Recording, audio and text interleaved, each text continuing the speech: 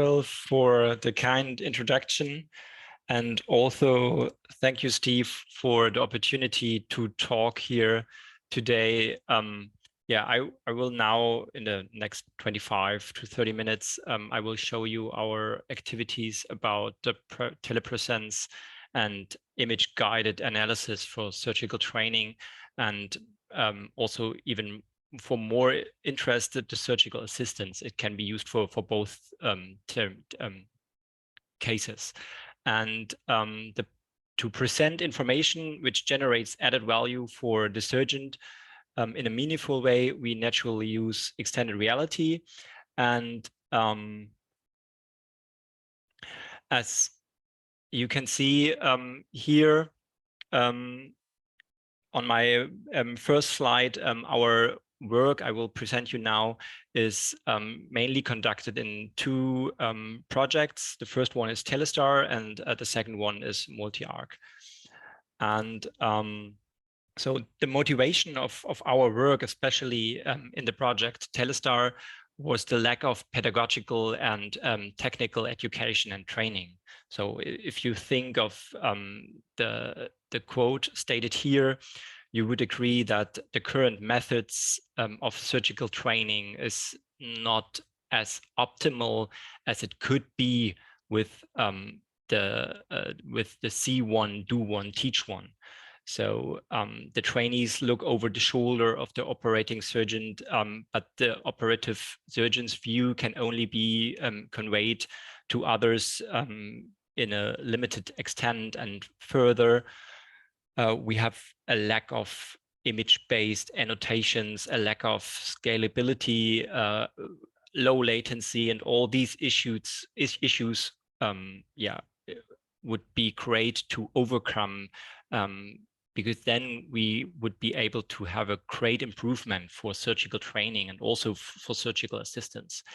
And the training at the moment, as you probably know, is only a handful of surgeons are trained at once. So in most cases, or in there are only one or two trainees present, because then the surgical theater or the surgical theater has not enough space for more than a handful of surgeons, and then to train a lot of surgeons, and then it's really extremely time consuming. And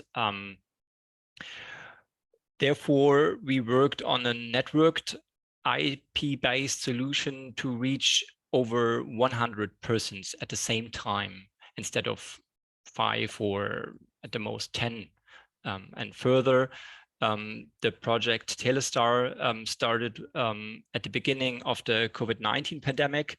So we were forced to build a pandemic-safe solution, and this can easily be addressed using remote solutions. And as you can see here in the images, we streamed our surgical course to 4 different locations outside Charité University Hospital.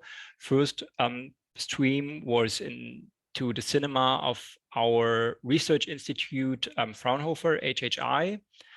The second one was at the hospital Erasmus MC in Rotterdam, and the third one was in a to the Technical University in Delft. These both are in the Netherlands.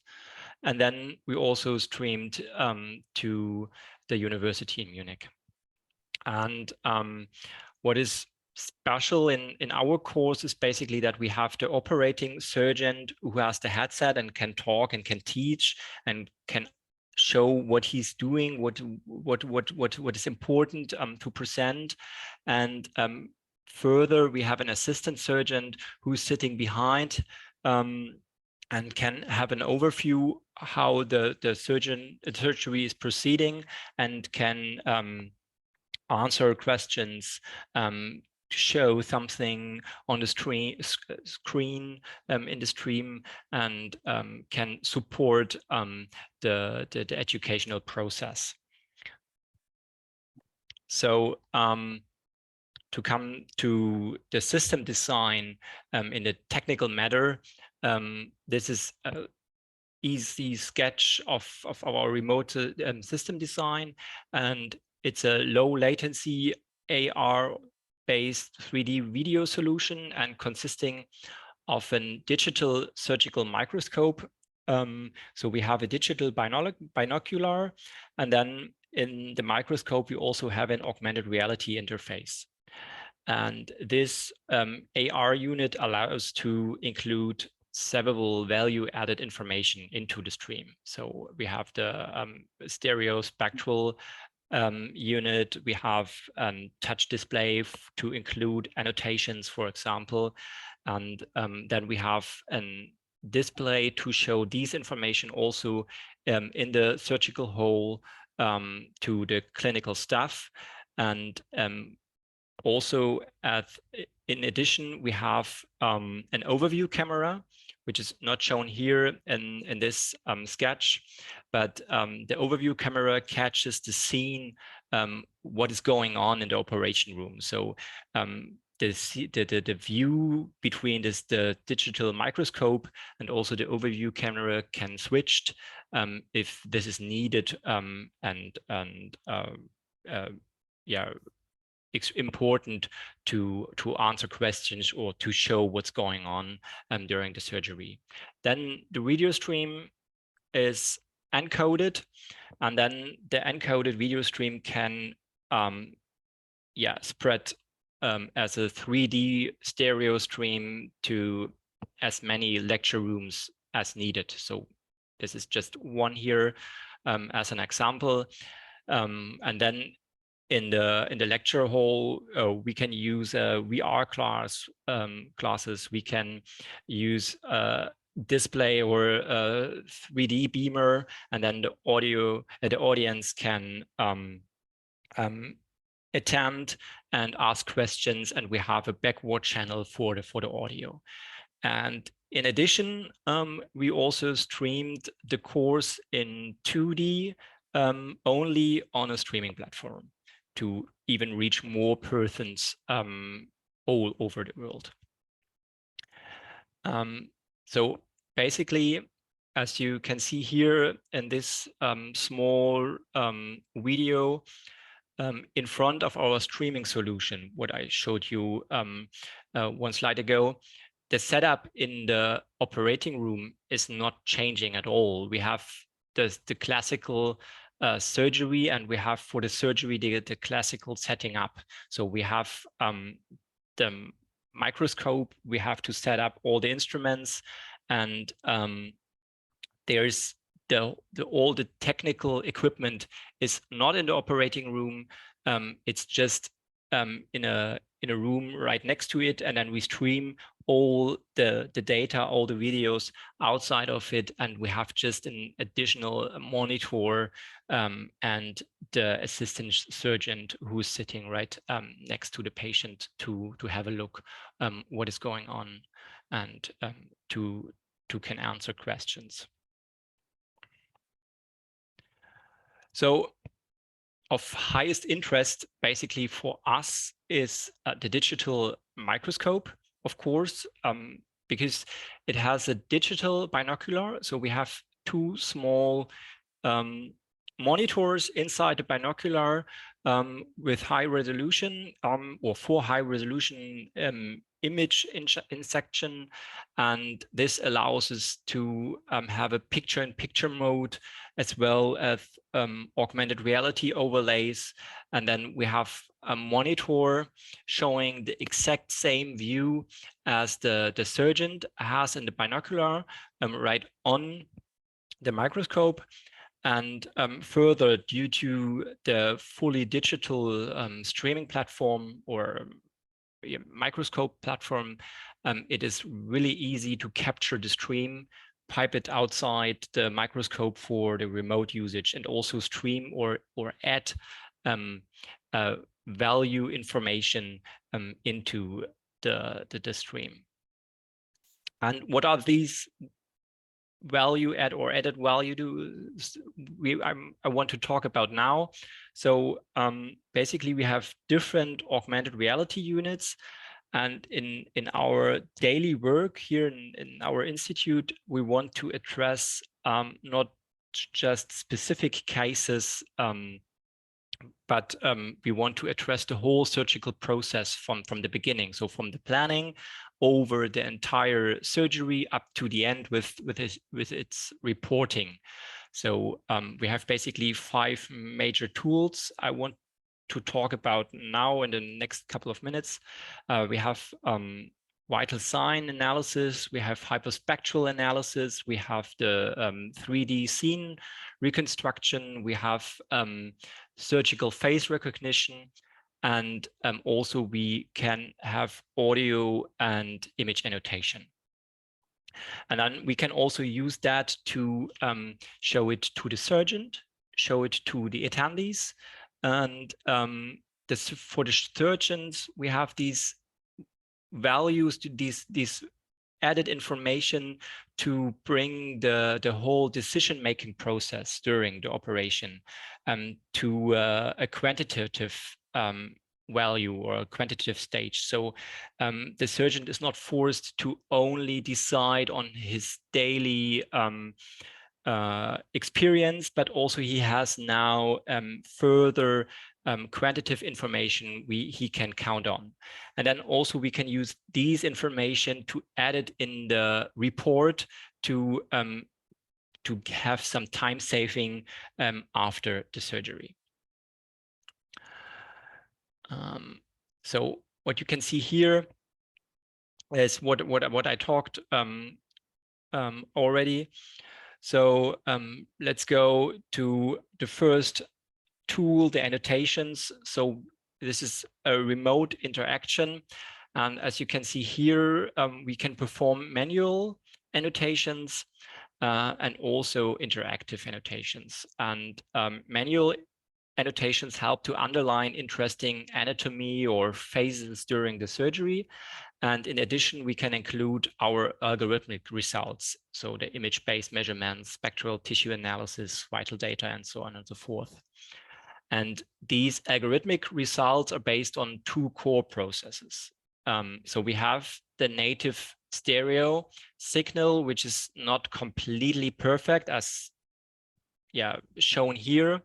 And then we perform a 3D quality control to get all the information needed outside of the images to align both images, and then we can perform a depth estimation. And out of the depth estimation, we can conduct measuring, for example, or object tracking. And the second core process is the hyperspectral or multispectral imaging.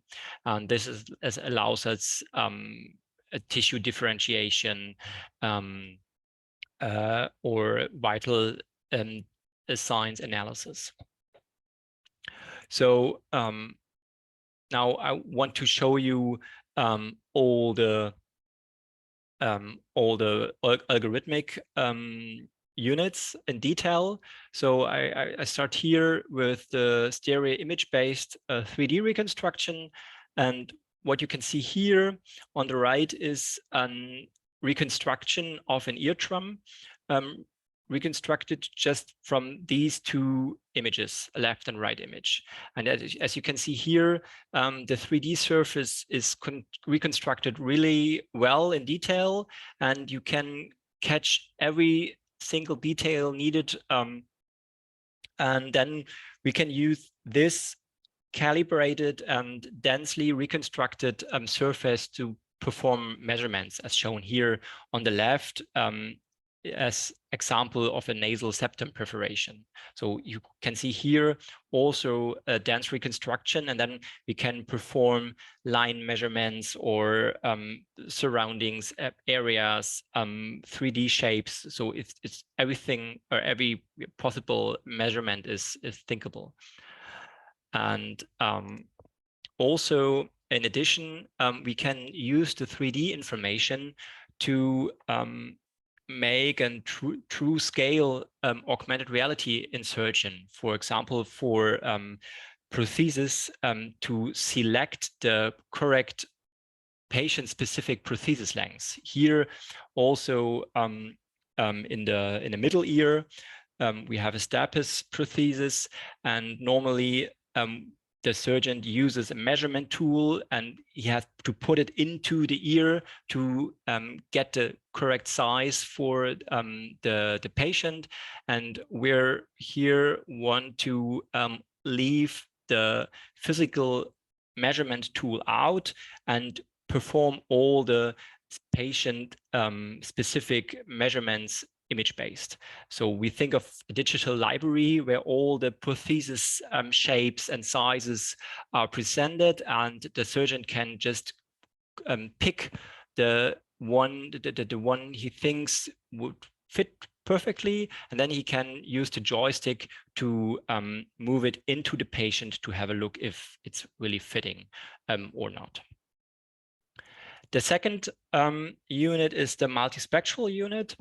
And as you can see here, we have 4 or 7 LEDs, and we can address these illumination or these LEDs sequentially, and then we capture with an RGB sensor, and based on the 4 LEDs times 3 captured colors, we can reconstruct for example, 10 or 12 spectral bands, or if you use a 7 LED source, even more.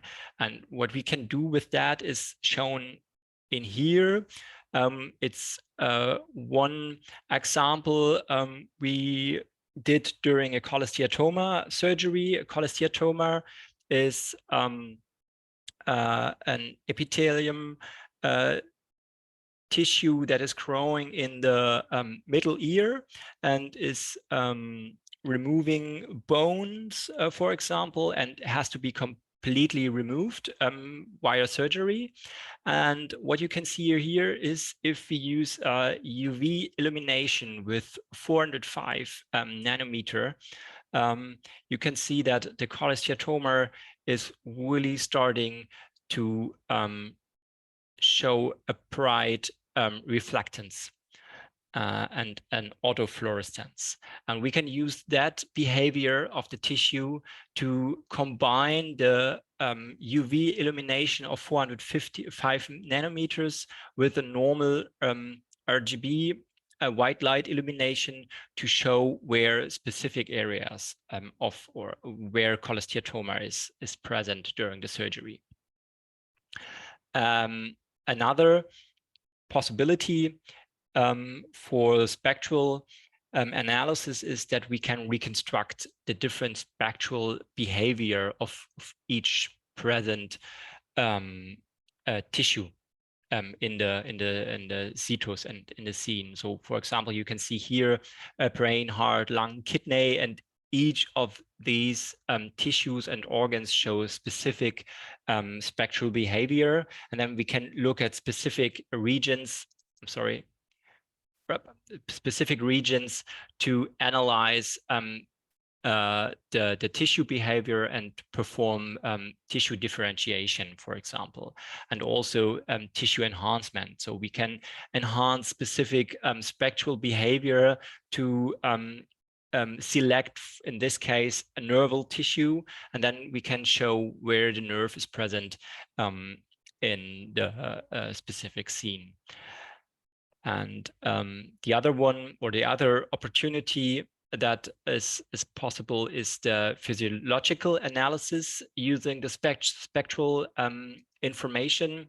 Here I show you some kidney grafts after the reperfusion at specific time points, and here of most interest to the surgeon is if the question, is the kidney well perfused? And at the moment, the surgeons only can decide on his knowledge based on all the surgeries he or she performed beforehand. And now we are able to bring additional information if we analyze specific spectra to see if the kidney is perfused well, or maybe there are some areas that are still need more attention or not. So what you can see here, there are still some areas that are not that good perfused, but at the end, the whole kidney looks pretty well, and the surgery here in that case also was successful. And the last algorithmic unit I want to talk is the tissue perfusion analysis or blood flow analysis. We conducted it here for flap monitoring. So what we do is that we have an area of interest, and we can use the continuous video stream to analyze the blood flow of that area. And then we can calculate using the PPGIX signal to calculate different indices. For example, the pulse rate. We can also calculate the respiratory rate, and then we can calculate a perfusion index and a correlation to healthy and well perfused regions in the same patient. And what you can see here is that we have here the flap, the region of interest, and now we have an opening artery and proximal. So the second area of the artery is opened, and then the blood flows into the organ, or here into the flat. And you can see, or we can visualize how the blood flows into the flat, and then we can have a look how the perfusion really spreads all over the organ and starts to continuously reach all the areas. So here from the beginning, we have the perfusion index showing how the initial blood flow is going into the organ. And then you can see here how the continuous blood flow or the continuous pulse is supporting and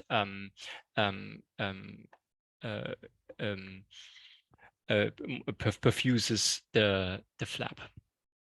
We can also use that analysis tool for monitoring the cetus for example, preparation process. So as you can see here, as a complete overlay, so it's hard to see what the actual cetus is. I can tell you it's the neck, and what you can see here is the red areas are really highly perfused and the blue areas are not that highly perfused. And the most perfused area here is the artery, and also here the vein, and other areas like the cutted skin are don't or really minimally perfused. So we can show the surgeon areas where it would be promising to continue the preparation process to be to don't have that many blood present during the surgery. So the whole digitized surgical microscopic process and using augmented reality and value-added tools has several benefits. First of all, for surgical training and education.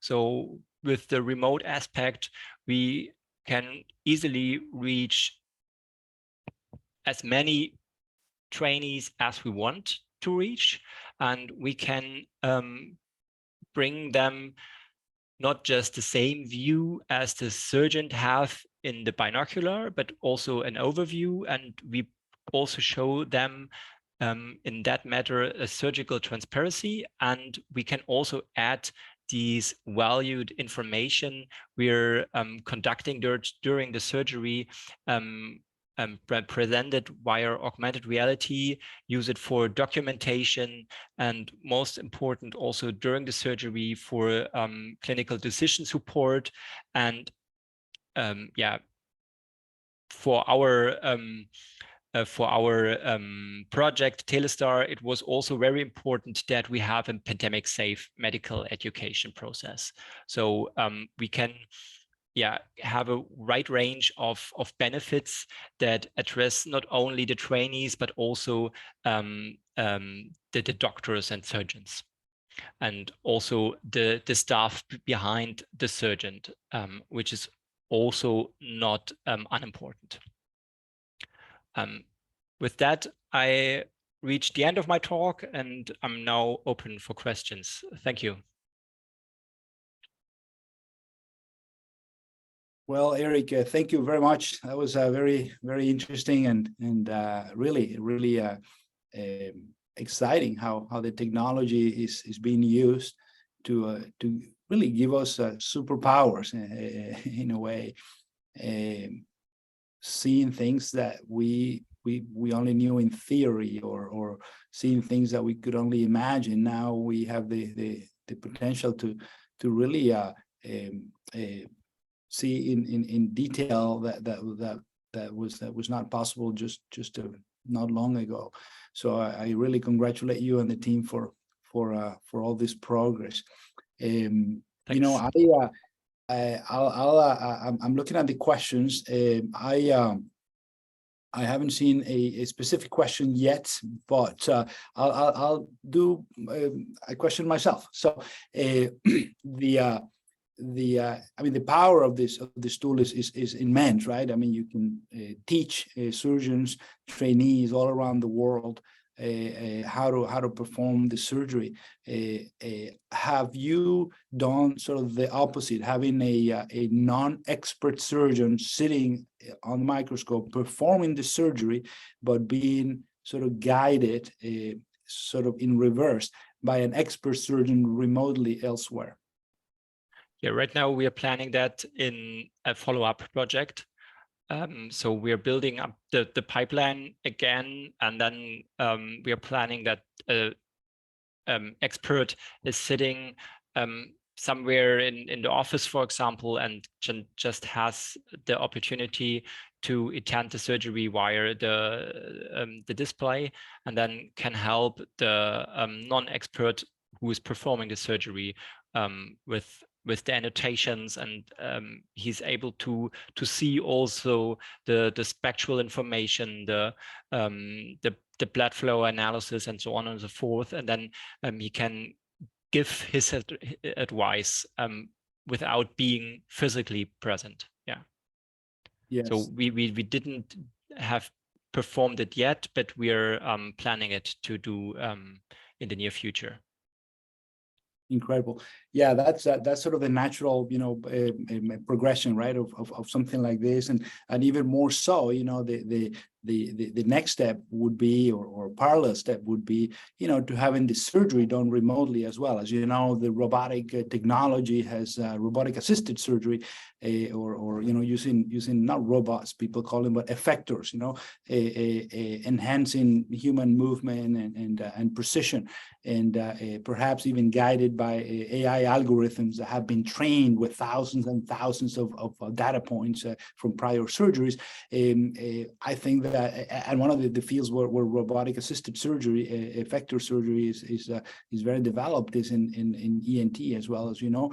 And I think that you know, these tools can only be a dream of a remote surgeon, you know, performing possibly you know, in a regulated, correct way, in an ethically correct way, where the surgeons standing by next to the patient, but an expert surgeon can potentially be anywhere in the world performing surgery with the added powers and senses of what hyperspectral analysis gives you and whatnot. I think that that's really something that in my mind it's you know, it's really possible today. It's just a matter of changing the culture and the education a little bit.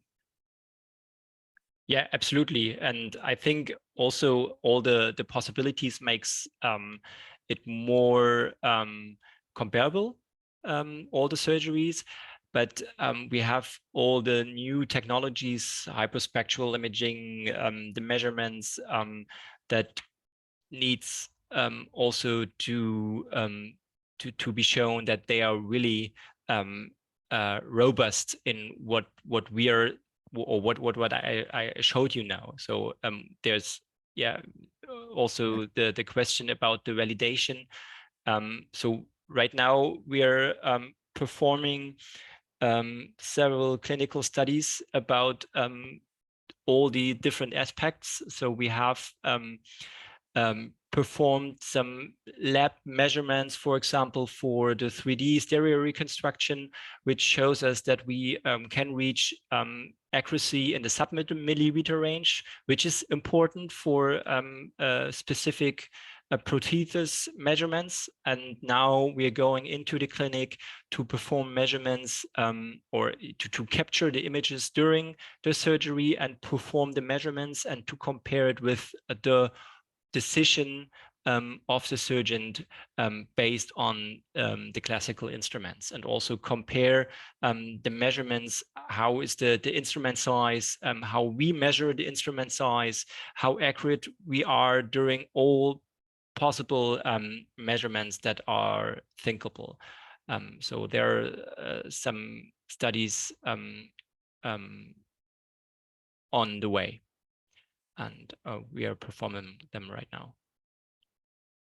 Yeah, great. Those were the two questions there about validation and you know, scientific ways of doing this. And obviously, this is still the very early phases, although it's not early. You've been working on this for a long time, but now sort of the realization of the potential of this technology to really impact how someone can perform, and also how someone can teach or learn how to do surgery. I always talk about you know, the potential for medical XR there to improve how we learn, how we teach, and how we do. And nowadays, surgery in this particular case, you know, in healthcare in general, in many areas of healthcare, but especially talking about surgery today, it really give the surgeons and the non-surgeons superpowers.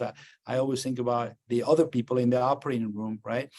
Not just the surgeon. You know, the surgeon, you know, she can be operating, but then you might have, you know, the assistant surgeon. You might have the scrub nurse. You have someone from you know, the company running the microscope. So a lot of people who really can have a view of what the surgeon is looking at. Which wasn't possible before. You know, 20 some years ago, we didn't have the screens, right? We couldn't screen. I mean, surgery was not, even if it was not minimally invasive, it was not really shared. The view of the surgeon was only the surgeon. Now you have many people who can be viewing the surgery and learning and preparing for the next step, right? You could have some surgical assistant or even scrub nurse on steroids, really anticipating by the way things are going what the next step would be, and makes the surgery more efficient, makes the experience of the surgeon better, the experience of the assistant more experience, more you know, better, and also the potentially, hopefully, you know, the outcome of the surgery also improves. So and still, if still everyone is thinking of that, all these values or these new tools make it more precise, the surgery, for example, or make the outcome even better. We have to show that it's really true also for the training process.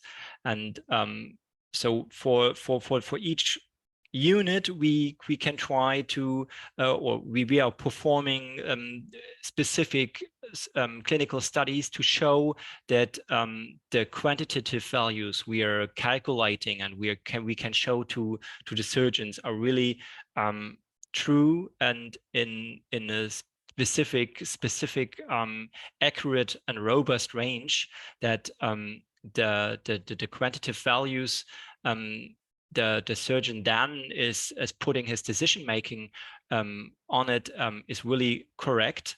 So we perform clinical studies for that, but also for the training, we have to somehow validate is that the training is really improved, and or at least is the same as beforehand in the classical way, but we can now reach more persons at once and then have a time benefit in that case. But we also want to get the educational curve to be rising faster, to get more improved surgeons in less time. And for that, we also performed in our study in Telestar a questionnaire to the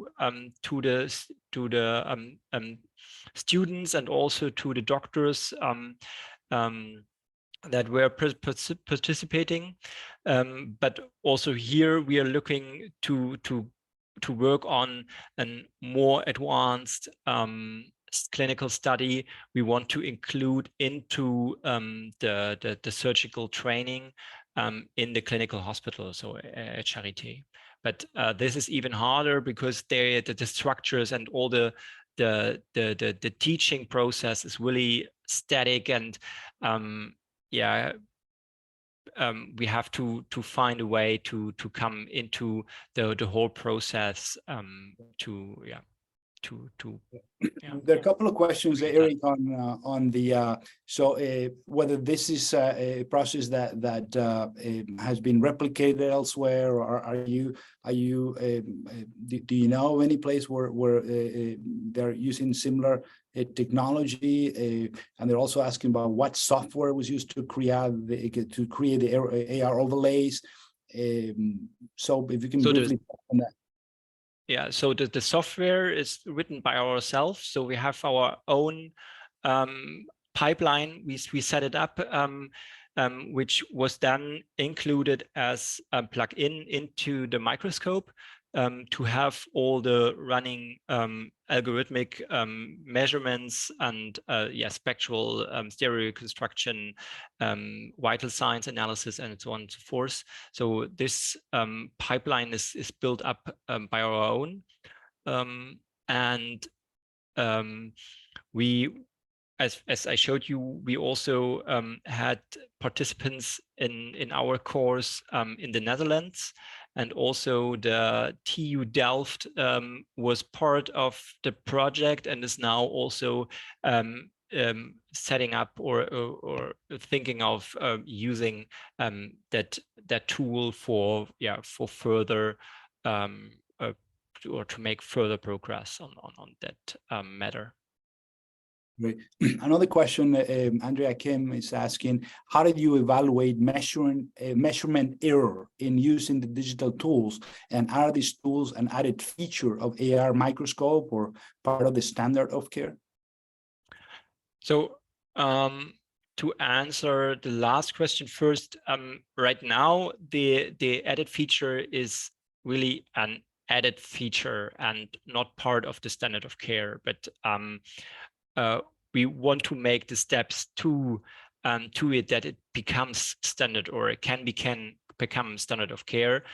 And we evaluate the measurement errors in the lab.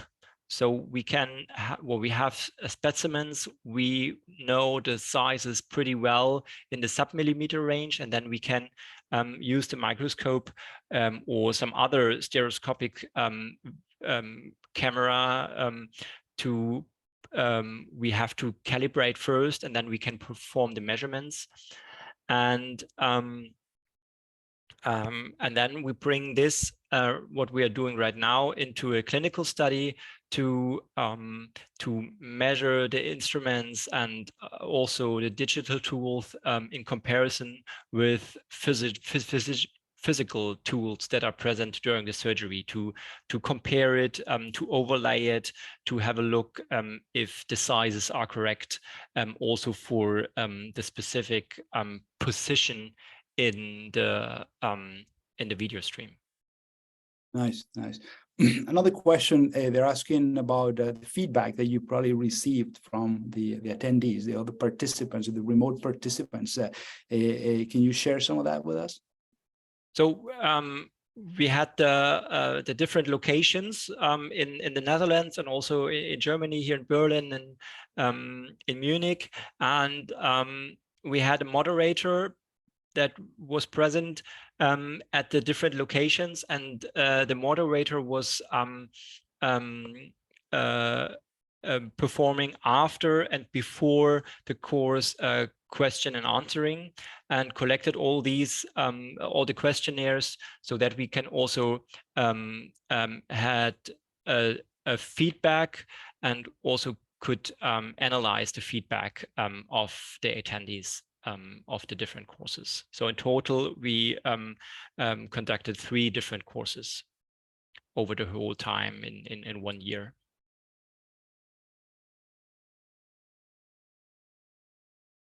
You're muted. Sorry.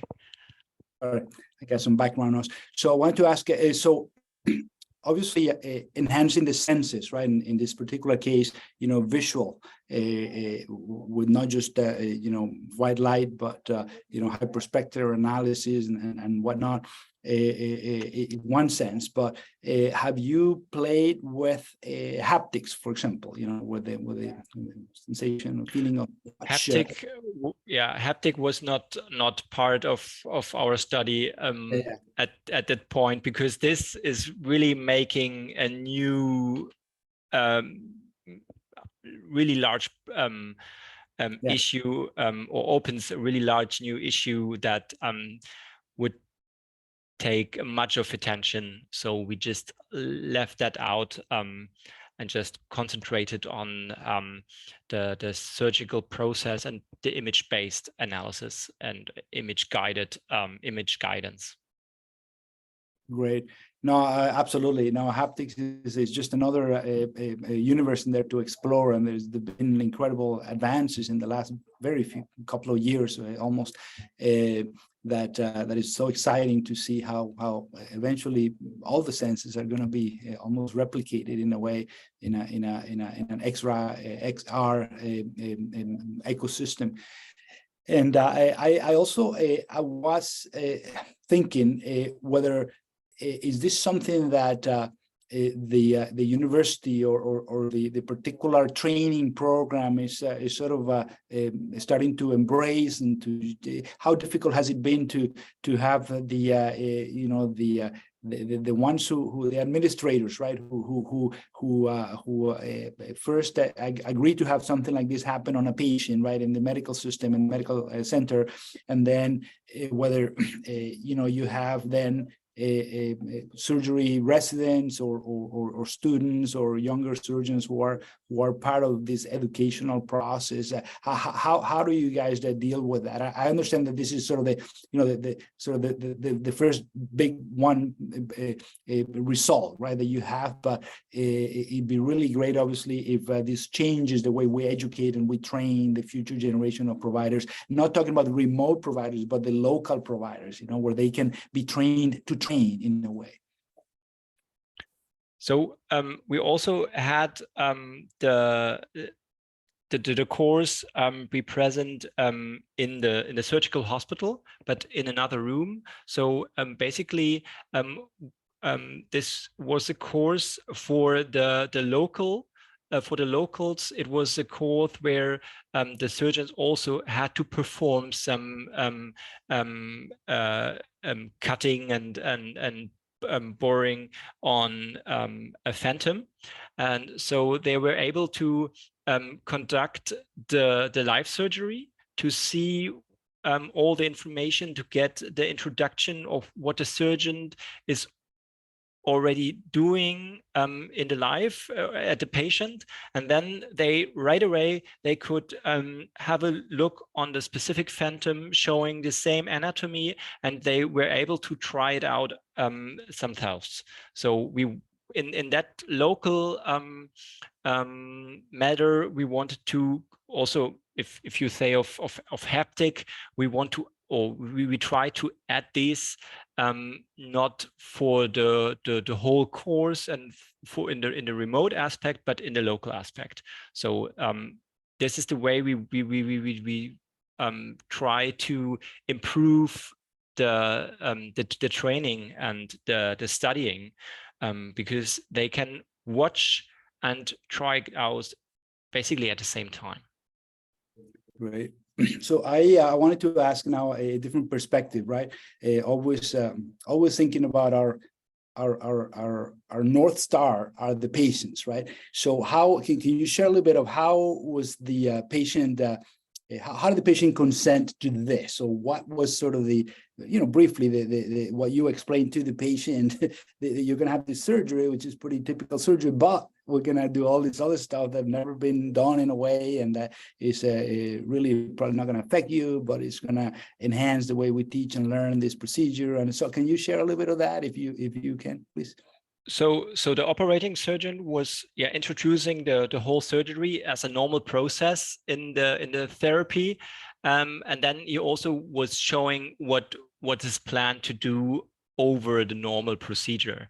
And we also prepared some images and some videos to show what will be captured, what will be processed in all the algorithms, what is possible, and then we also thought of that could be also a normal procedure, that for telling the patients what is going to happen on their body, on their anatomy, to heal them, we could think of, we use the digital image guidance and the digital videos we are capturing from several hundred other surgeries that were conducted beforehand. We could select specific videos or short snippets to show the patient to bring the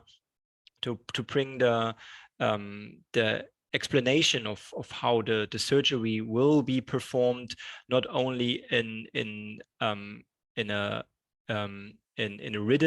written description, but also in a visual description. Oh, great. That's awesome, because many times we get so excited about the technology and empowering the team and the surgeon that we forget about the patient. So it seems like you guys did it the way it should be. So I congratulate you on that. Yeah, this is what I meant with the surgical transparency and also the documentation, but because you can use it not only for the surgeon and the documentation after the surgery, but also for the other clinical staff, and also more important for the patient to show what is going to happen with the patient. Yeah. The other thing I was thinking, so you mentioned an AI step in there. So can you share a little bit how does the AI algorithm gets trained, and how it helped during the actual surgery? So yeah, it has different aspects, basically, because the stereoscopic measurement is just model based, so it's just building on well-known math and well-known physics information, and is nevertheless pretty accurate and robust. So we need any data to train the model or train the algorithm. We can just use it right away, and it's running in real time. But for different aspects in the hyperspectral imaging, it becomes even more complex and complicated, because here, depending on the application we want to address, it's just model-based, based on specific knowledge, as I showed in the cholesteatoma images, where you can use just a specific illumination setup to show or to extract needed information. But also, if you think of more complex tissue differentiation process, you probably need more you need training data to get over the statistics and to perform the analysis correctly and robust. Great. Yeah, because I was thinking that obviously as you train the algorithms better, and then you sort of refine the system, I can, as a surgeon, could envision how an AI algorithm with enough training data could even give you, sort of clinical decision support or warning signals, where if you have tissue there that despite the hyperspectral analysis or is very clear that you shouldn't be, for example, removing that tissue or cutting that tissue or burning that tissue.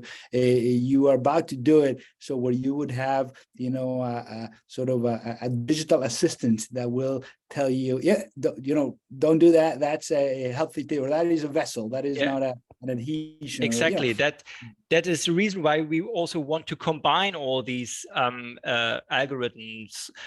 We want to combine the face recognition, because then we know in which surgical phase we are right now, and then we can think of, okay, in that phase we have some important or risky structures that we have to take care of, and then we can perform also maybe behind the surgical view and spectral analysis or a blood flow analysis to present warnings if they are needed, or if you are in a specific phase, you just need to answer a question, a safety question, that you are be able to continue, because it's a really risky phase, and here the system could detect it and then say, okay, surgeon, are you have prepared everything well, and are you seeing this and that structure?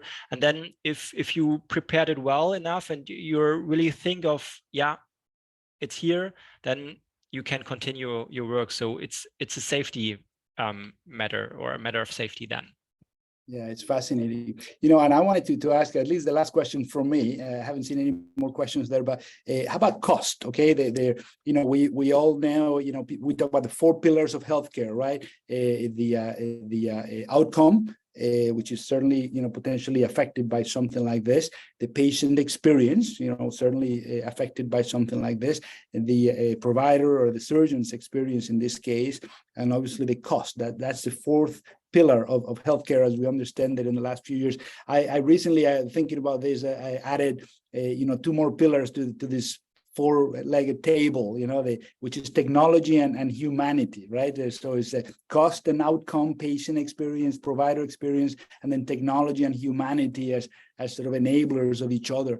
But in this particular case, all those pillars are pretty clear, except cost. And obviously, I know that it's something that anyways, if you can just talk about the cost. Obviously doing something like this is costly, and at this point is not something that is but possible on an everyday surgery. But what do you think about the system addressing the cost of a procedure like this, or the pathology of this type of problem?